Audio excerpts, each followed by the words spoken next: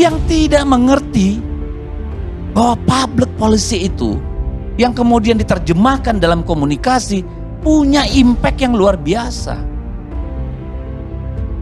Kita punya wakil menteri tenaga kerja tiap hari sama Bang Karni di LC, bukan mikirin gelombang PHK yang harus dimitigasi. Malah enak-enaknya bilang kalau lu mau lari ke luar negeri ya lari aja, gak usah balik kalau perlu.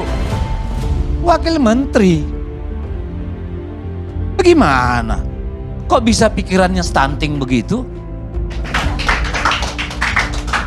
Kan kacau cara berpikir begini. Ini harus diperbaiki oleh Pak Prabowo. Sama sekali bukan karena benci. Ngapain gue benci, rugi amat. Yang menderita nanti anak-anak gua juga, keluarga gua kalau negeri ini gagal. Gitu. Ini saya ceritain dulu, saya ceritain kronologisnya. Saat itu ada yang namanya MOU di Kementerian Desa. Setelah selesai MOU, saya jalan dengan menteri. Nah, ada satu anak muda yang nanya. Nah, anak muda ini pakai kemeja putih hitam. Saya pikir itu humasnya dari Menteri Desa atau tidak, maaf banget nih. Saya pikir ini wartawan yang bodrek. Gitu. Karena dia tidak bilang, Pak, saya ini dari media A. Itu. Lantas baru boleh wawancara nggak, Pak? Lantas kemudian ketika saya melontarkan pernyataan, biasanya kan wartawan itu ada etika, bertanya lagi, Pak, boleh nggak saya kutip ini? Lantas apakah saya minta di tag dalam berita itu? Nggak, saya bilang saya nggak mau, biarin aja berita itu tetap ada. Saya bilang, oh saya akan bertanggung jawab. Kasihan juga jurnalistiknya yang nanti malah kena sanksi. Itu terbaik mungkin untuk mereka.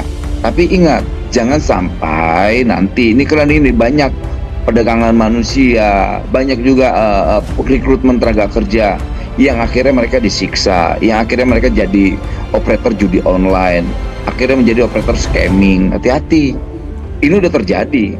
Tanda pagar atau tagar kabur aja dulu merangkum keresahan generasi muda terhadap kondisi tanah air di awal 2025.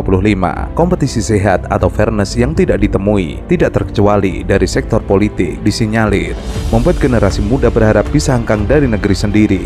Tagar yang mengacu pada penadaan topik atau isu di media sosial ini bisa menggambarkan kicauan yang paling ramai di jagat maya. Seruan kabur aja dulu dengan tagar kabur aja dulu riuh di media sosial, terutama platform X, yang merespon kesulitan para pemuda untuk menyambung hidup di Indonesia. Bahkan, sebagian pengguna menyarankan warganet untuk melanjutkan pendidikan hingga mencari penghasilan di negeri orang. Berbagai tawaran beasiswa serta hitung-hitungan biaya hidup saat di luar negeri menjadi perbincangan hangat. Kalau seandainya kurang sukses, lantas mereka mau stay di sana, silakan. Itu kan hak konstitusi mereka, pilihan-pilihan politik, pilihan-pilihan sosial mereka. Masa kita harus hambat? Nah ini maaf, yang mengorkestrasi dengan terkesan sinis dengan apa yang saya sampaikan itu kan saya tahu siapa orang-orangnya. Kan teman saya semua yang mengorkestrasi ini dengan framing yang sangat sinis ya.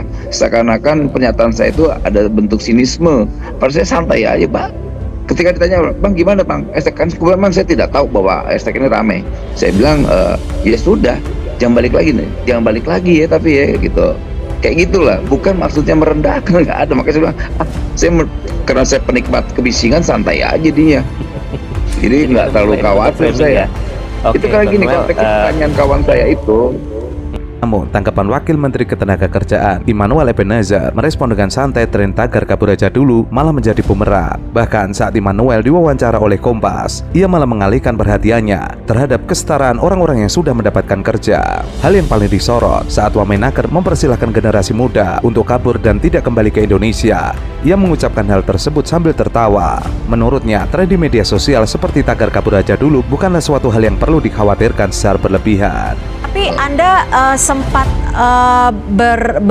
ikut mencatat tidak dari yang ikut berpartisipasi dengan tagar kabur aja dulu ini rentan usianya dari usia berapa? Anda mencatat nggak dari kementerian Anda? Nggak ngikutin, orang saya nggak bikin hashtag tagar saya nggak ngerti. Tapi ini curahan dari masyarakat loh, Bang Noel loh. Kalau nggak dipikirin gimana nasib rakyat kita? Saya hari ini mikirin ada 4 juta driver ojek online yang berharap agar dapat THR. Kedua, ada puluhan juta buruh yang menghadapi PHK. Gitu loh. Lantas kita juga menghadapi kawan-kawan dari media jurnalistik yang akan menghadapi layoff. Oke, tapi berarti Anda nggak mikirin soal mereka yang belum mendapatkan pekerjaan ya? Tapi dijawab nanti. Saya ke Mas Ainun dulu. Mas Ainun, Anda sebagai warga negara Indonesia yang sudah menetap